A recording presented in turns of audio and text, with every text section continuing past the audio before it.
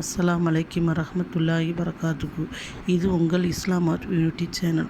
இந்த சேனலில் இன்றைக்கி நம்ம என்ன பார்க்க போகிறோம்னு கேட்டிங்கன்னா, லுஹா தொழுவதுனால நமக்கு கிடைக்கக்கூடிய சிறப்புகளும் நன்மைகளும் என்னங்கிறது இன்ஷா அல்லாஹ் நம்ம அல்லாஹ்வோட தூதர் சொன்ன விஷயங்களை, பல்வேறு சந்தர்ப்பத்தங்களை சொன்ன விஷயங்களை இன்றைக்கி நம்ம ஒன்றா இன்ஷா அல்லாஹ் தெரிஞ்சுக்கலாம். அல்லாஹ்வோட தூதர் பார்த்திங்கன்னா நமக்கு எப்போவும் நல்ல விஷயங்களை சொல்லக்கூடியவங்களாக இருந்தாங்க.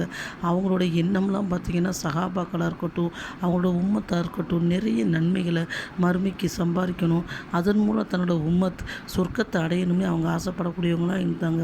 அதனால் நம்மளும் அந்த என்னென்ன வழிமுறைகள்னு தெரிஞ்சுக்கிட்டு நம்ம என்ன செய்வோம், அதுக்குள்ளே நம்மளால் ஏற்பாடுகள் நம்ம செய்யக்கூடியவங்க இன்ஷா அல்லாஹ் இருப்போம். ஒரு முறை பார்த்திங்கன்னா அல்லாஹ்வோட தூதர் தன்னிட்ட கூறியதா புரையதா ரலியல்லாஹு அன்ஹு அறிவிக்கிறார்கள்.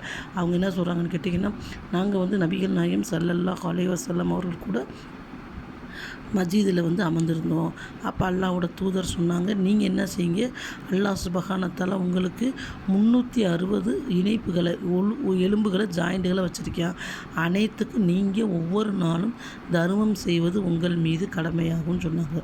உடனே சஹாபாக்கள் பயந்து விட்டு சொன்னாங்க, யாரை சொல்லலாம், 360 தர்மங்கள் யாரால் செய்ய முடியும், யாரை சொல்லலாம், மிகவும் கஷ்டமாக இருக்குன்னு சொன்னப்போ அல்லாஹ்வோட தூதர் சொன்னாங்க, நீங்கள் இப்போ பள்ளிவாசலில் உட்காந்துருக்கீங்க, யாராவது எச்சி துப்பி போயிட்டாங்க, அது மற்றவங்களுக்கு இடைஞ்சல் தரும், நோயை உண்டாக்கும். அப்போ நீங்கள் அந்த மண்ணை போட்டு முடினீங்கன்னா அது ஒரு தர்மமாகும். நீங்கள் ரோட்டில் நடந்து போய்கிட்டு இருக்கீங்க, அப்போ ஒரு கல் உங்களை இடிக்குது, அது மற்றவங்களை இடிக்காமல் இருக்கணும்னா அந்த கல்லை நீங்கள் அகற்றுனீங்கன்னா அது ஒரு தர்மமாகும். இதெல்லாம் உங்களால் செய்ய முடியல அப்படிங்கிற பட்சத்தில் தினமும் 2 ரக்காயத் நபில் தொழுது கொள்ளுங்கள். அப்போ என்னன்னு கேட்டிங்கன்னா, நீங்கள் இந்த 369 இணைப்புகளுக்கு தர்மம் செய்த நன்மையை பெற்றுவிடுகிறீர்கள் என்று அல்லாஹ்வோட தூதர் சொன்னாங்க. நூல் பார்த்திங்கன்னா புகாரியில் இடம்பெற்றிருக்கு. இது முதலாவது. ரெண்டாவது என்னன்னு கேட்டிங்கன்னா, லுஹா தொழுகையுடன் நேரம் அல்லாஹ்வோட தூதர் சூரியன் உதயமாகி காலையில் உதிக்குதில் 20 நிமிஷம் கழிச்சதுலேருந்து காலையில் ஒரு 11 12 மணி வரைக்கும் லுஹா தொழுகையை தொழுது கொள்ளலாம். இதுதான் லுஹா தொழுகையோட நேரமாகும். அடுத்து மூணாவது என்னன்னு கேட்டிங்கன்னா, இப்போ லுஹா தொழுகையை 2 ரக்காயத்தில் இருந்து 12 ரக்காயத்து வரைக்கும் நம்ம தொழுது கொள்ளலாம். மூணாவது. இப்போ நான்காவது நம்ம என்ன பார்க்க போகிறோம்னா, ஒவ்வொரு ரக்காயத்துக்கும் நம்ம தொழுதா என்ன நன்மைங்கிறத நம்ம பார்க்க போகிறோம். அல்லாஹ்வோட தூதர் சொன்னாங்க, யார் 2 ரக்காயத்து லுஹா தொழுகையை தினமும் தொழுகிறாரோ அவருக்கு பார்த்திங்கன்னா அவரோட பாவம் கடல் நுரையளவு இருந்தாலும் மன்னிக்கப்படுகிறது. அவர் 360 இணைப்புகளுக்கு தர்மம் செய்த நன்மையும் பெற்று விடுகிறார். இது பார்த்திங்கன்னா முஸ்லீமில் இடம்பெற்றிருக்கு. அபூ ஹுரைரா ரலியல்லாஹு அன்ஹு அறிவிக்கிறார்கள். அடுத்து 4 ரக்காயத் லுஹா தொழுகையை யார் நிரந்தரமாக தொழுகிறாங்களோ அவங்க பார்த்திங்கன்னா நாளைக்கு மறுமை நாளில் அல்லாஹ் சுப்ஹானஹு தஆலா நம்ம எல்லாரும் எழுப்புவேன். அப்போ ஒவ்வொரு கூட்டத்தில் நம்மளை எழுப்புவேன். அப்படி எழுப்புறப்ப பார்த்திங்கன்னா மறதியாளர் கூட்டத்தில் நம்மளை என்ன செய்ய மாட்டேன், எழுப்ப மாட்டேன்னு அல்லாஹ்வோட தூதர் சொன்னாங்க. நூல் முஸ்லீமில் இடம்பெற்றிருக்கு. அடுத்து கேட்டிங்கன்னா 4 ரக்காயத் நம்ம இப்போ பார்த்தோம். அடுத்து 6 ரக்காயத் லுஹா தொழுகை யார் நிரந்தரமாக தொழுகிறார்களோ அன்னைக்கு அவர்களுக்கு ஏதாச்சும் வேலைகள், பொறுப்புகள், தேவைகள் அனைத்தையும் அல்லாஹ் சுப்ஹானஹு தஆலா நிறைவேற்றக்கூடியவனாக இருக்கிறான். நூல் பார்த்திங்கன்னா அபுதாபியில் இடம்பெற்றிருக்கு. 8 ரக்காயத் லுஹா தொழுகையை நிரந்தரமாக டெய்லி யார் தொழுகிறாங்களோ அவங்களுக்கு பார்த்திங்கன்னா அல்லாஹ் சுப்ஹானஹு தஆலா மறுமை நாளில் எழுப்புறப்ப அவர்களை வணக்கசாலிகளாக எழுப்பக்கூடியவனாக இருக்கான். இது பார்த்திங்கன்னா இப்னு மஜாவில் இடம்பெற்றிருக்கு.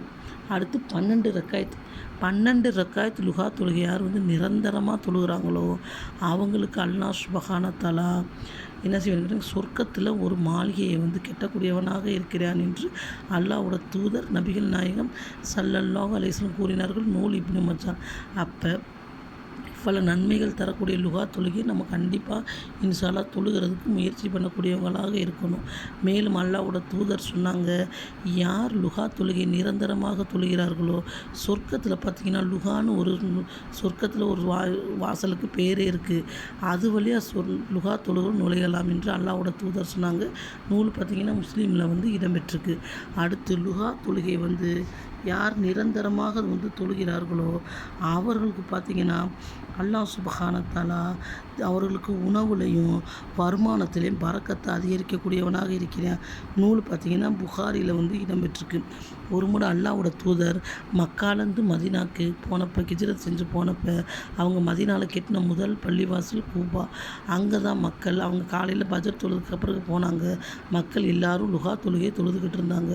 அந்த லுஹா தொழுகை யார் அந்த கூஃபா பள்ளியில் தொழுகிறாங்களோ அவங்க உம்ரா செய்த நன்மை அடைந்து விடுவார்கள்.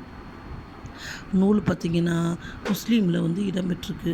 மேலும் லுஹா தொழுகை பார்த்திங்கன்னா நபி ஸல்லல்லாஹு அலைஹி வஸல்லம் அவர்கள் நிறந்த டெய்லி சஹாபாக்களும் தொழுது வந்த ஒரு சிறந்த தொழுகையாகும். லுஹா தொழுகிறவர்களுக்கு பார்த்திங்கன்னா அவ்வளோ ஒரு சிறப்பு இருக்குது. அது மட்டும் இல்லை, லுஹா தொழுகிறவர்களுக்கு வறுமை வராது என்று அல்லாஹ்வோட தூதர் சொன்னாங்க. நூல் அபுதாபு. இப்போ இந்த லுஹா தொழுகையோட சிறப்புகளை நம்ம 10 சிறப்புகளை பார்த்துட்டோம். இந்த சிறப்புகள் இருந்தாலும் இல்லாட்டி நம்ம லுஹா தொழுகிறது மிக சிறப்பாகும். அல்லாஹ் பாதுகாத்த மக்களுக்கு ஃபர்லு தொழுவதே மிகவும் கடினமாக இருக்குது. அப்போ லுஹா தொழுகை நம்ம எப்படி தொழுகிறோன்னு யோசிக்கக்கூடாது. இது கடமை இல்லாத தொழுகையாக இருந்தாலும் இவ்வளோ நன்மையான தொழுகையாக இருக்குது. இந்த லுஹா தொழுகிறவங்க பாவம் கடல் நுரை அளவு இருந்தால் கூட 2 ரக்காயத்து அவங்க தொழுகிறாங்கன்னா அந்த பாவம் கடல் நுரை இருந்தாலும் அல்லாஹ் மன்னிக்கிறான். தர்மம் செய்த நன்மையை தர்றான். 360 தர்மம் செய்த நன்மையை தர்றான். வறுமையை போக்கக்கூடிய தொழுகையாக இருக்குது. இவ்வளோ நன்மை தரக்கூடிய இந்த தொழுகையை நீங்கள் இவ்வளோ தான் தொழுகணும்னு கணக்கில்லை. நம்ம சொன்ன மாதிரி 2, 4, 6, 8, 12 உங்களுக்கு தோதுபடுற அளவு இந்த தொழுகை தொழுது நன்மைகளை பெறக்கூடிய பாக்கியத்தை அல்லாஹ் சுப்ஹானஹு வ தஆலா உங்களுக்கும் எனக்கும் உங்கள் குடும்பத்தாருக்கும் என் குடும்பத்தாருக்கும் அதிகமாக வழங்கிடுவானாக என்று துஆ செய்து கொள்கின்றேன்.